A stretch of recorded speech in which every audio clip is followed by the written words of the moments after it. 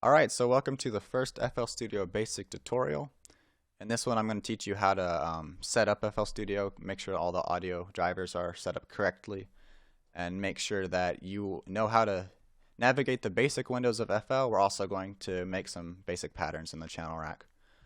Okay, so the first thing you do when you open up FL is go to Options and Audio Settings. Make sure you're in the Audios tab and go ahead and click the device drop-down box. Now, you're going to want to select FL Studio ASIO, and basically what this does is it makes FL Studio sound a lot better. It removes some audio popping and audio lag, but in return, the downside of it is you can only hear audio from one application at a time. So say I had some YouTube videos up, I would only be able to hear the YouTube video or FL Studio. And you have to like close an application before you can hear the other application's audio. It's pretty annoying, but it will make FL Studio sound a ton better. If you don't want that option open, just keep on your primary sound driver option, and you will be able to hear audio from multiple sources. But anyways, the audio quality in FL Studio will be a lot lower.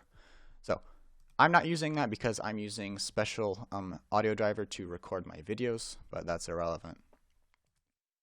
Okay, so you're going to want your screen to look similar to mine. I need to make sure you're seeing the same things I'm seeing, that you have the same windows running. So anyways, how you do that is you're going to want to go to File. We're going to load up a project template to start learning here.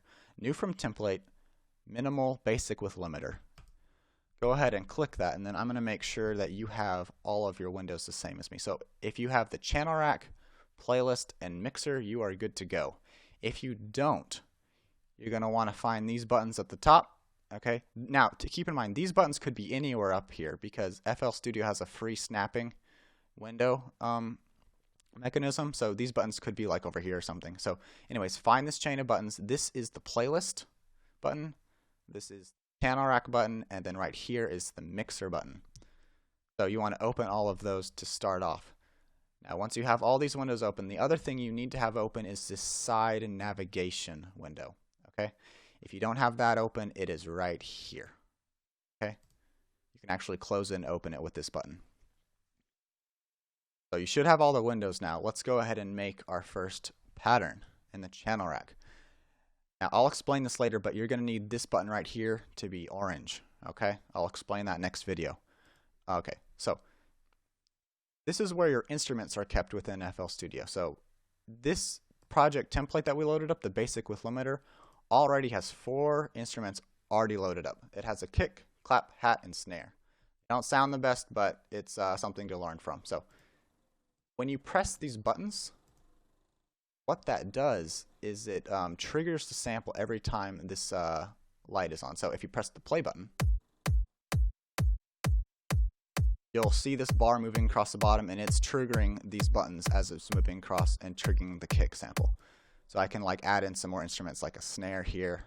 I can add some hats to make this beat a little bit more interesting.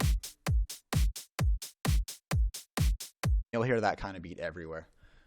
Now let's say I wanted to edit some of these sounds, like I don't like these sounds. Or say I wanted to add some more sounds. What you do is you go over here to the navigation menu. This is where all your sounds are kept in FL Studio, okay? You're going to want to make sure that this button, you're under this button. Okay, this is the all button. This is where everything, you can locate all your files in FL.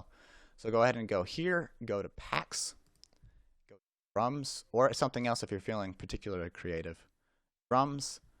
I'm going to add in some extra hats because I want there to be some hat variety. I like this one.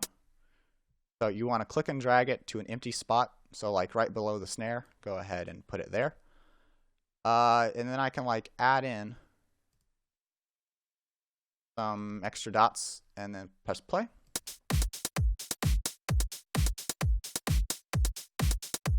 Already sounds a little bit better, a little bit more variety in that beat.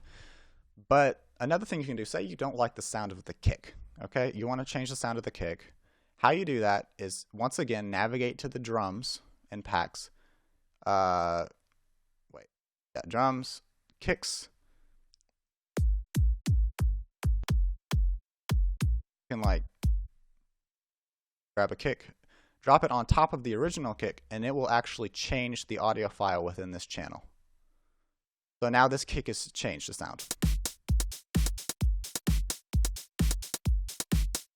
So that's how you create new audio tracks, and that's how you change audio tracks. You can drag samples into an original one to change it. You can create new ones by dragging it into an empty space. Okay, so say if you want to delete a channel rack, all you do is right click it and say delete. It's pretty straightforward.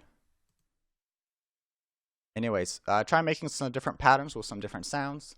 I'll see you next video to put those patterns in the playlist and route them to the mixer board. All right, peace.